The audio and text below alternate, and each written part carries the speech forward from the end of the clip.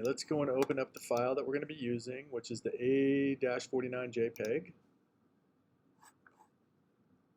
There it is. Open this up.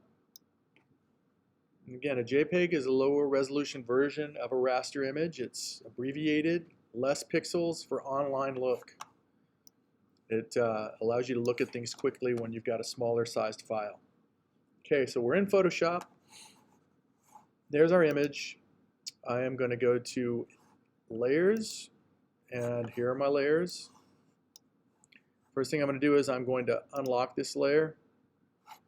Normally what you would do is you want to probably duplicate this layer in case you mess it up, if you're doing something that'll destroy this. So you have the original file just in case you mess up the artwork that you're working from. Like, you don't want to go and paint on this and go, oh, I wish I had the original again. But for this, we're not doing anything dramatic. We're just going to go and draw this. And we can always undo it, so it's not an issue. So first thing I'm going to do is I'm going to get my pen tool. And it operates the same way, the same quick keys to zoom in Photoshop as in Illustrator. Spacebar doesn't work. Okay.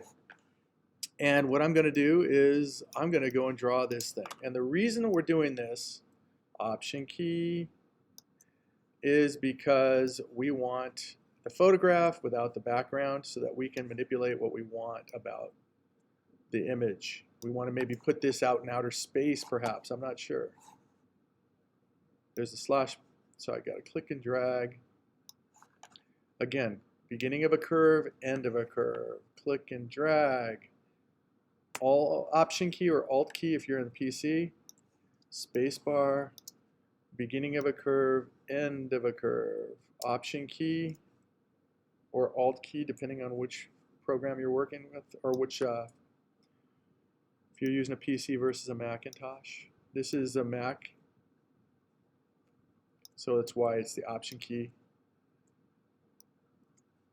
Option key, because again, we always want to use two handles. Always want to use two handles. Clicking and dragging, beginning of a curve, end of a curve. Click and drag, Option key, corner point. Click and drag, Option key, pull the handle around in the direction you want to go. This just points you. It has nothing to do with the line except directing. This is where the line comes from. The handle is just a guide. Click and drag, Option key, click and drag all the way around. And again, I don't understand what that little knob is. Do I need it? I don't know, but if I were doing this in a professional situation for, who did this? Northrop Grumman, I think, did the Tomcat. So if I was drawing for Northrop Grumman, they would definitely insist on me getting that right. And the thing about it is, when you're working with major corporations like that, they provide you resolution on pictures that is incredible. You can go and take photographs of the plane on site. So they'll take care of you if you need. If not, then it's not going to be that important that you capture those little nuances. I think I told you guys the story of working with the old ace from World War II who said that intake on that plane is an F6F3. The version I flew was an F6F5. We want to make sure that we get that right. Where's my squadron insignia? It's missing, and all these nuances. So again, it's airplanes to people that fly, aviators, is like animal species and subspecies to maybe an oceanographer. Like saying a shark is a shark is a shark. No, a leopard shark and a great white are completely different. This is, or I know a better example, like orcas in the Indian Ocean have a classification. I believe they're Class D orcas. And the difference between the orcas from Alaska and the orcas in India is if you look, their eye patch is super small, which defines them as a different subspecies. And it's the same thing with airplanes. Oh, that's an F6F3, or that's it's a B model, a Mustang C, P51C versus a P51D. That had a bubble canopy.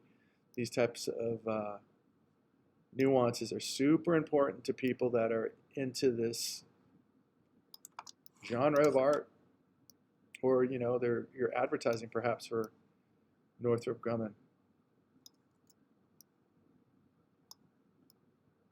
I used to work with military a little bit.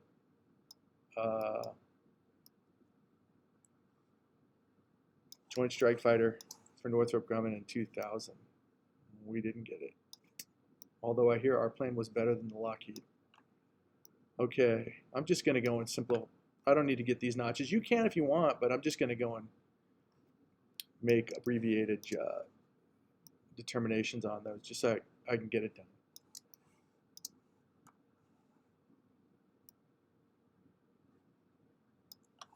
So again, it's a continuous clicking and dragging. And if you notice, if for some reason I deselected, I got to go back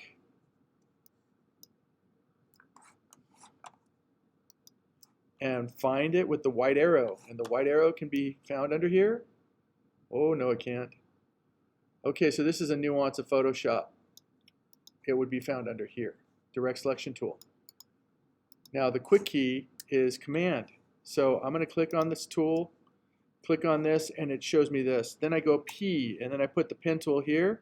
You see that box with the slash through it.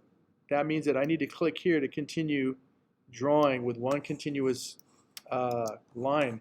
And the reason that's important is because I want to make sure that I can put this photograph inside of the shape that I'm drawing right now. That's the whole point, is to get rid of the background for something that's crisp and clean with precision. We already learned how to do masking of, you know, like way back when we did the Virgin Mary, we did the masking on that painting, we used a different technique. And that's because, you know, there's different edges. With a plane or something that's mechanical, it's sharp, precise edges. And machinery, you want to think about precision. In fact, the first job I got, I walked off the next day. I had to retire. I had to quit because I didn't know what I was doing. And I was embarrassed because they asked me to perform what I'm doing right now. And I didn't know how to do that cleanly. I was drawing it with the equivalent of a pencil tool. And they said that we can't sell that to a client because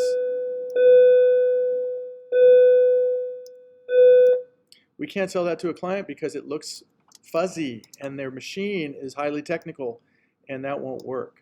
So once you get this drawn, you guys, you're going to go to, I believe it's Layer, VectorMask, and then you want to reveal all or hide all. Reveal all.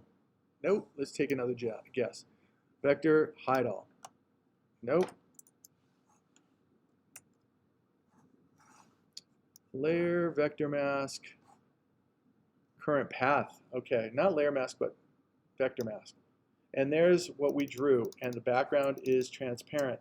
Lastly, you're going to go to Save As, to my computer, saving it as a TIFF. It's imperative that it's a TIFF, desktop.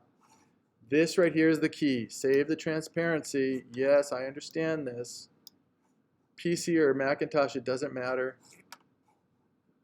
And then go to OK.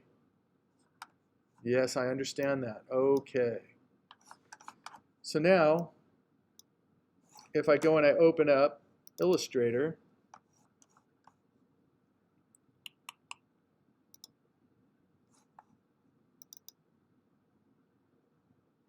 and I put in a blue box, and I go and I place the image. I go and I find that image, AI TIFF, there it is. Drop it in, and you can see now that I have a plane without a background. That's the goal. Grab this, scale it down. Excellent. Okay? You can do this.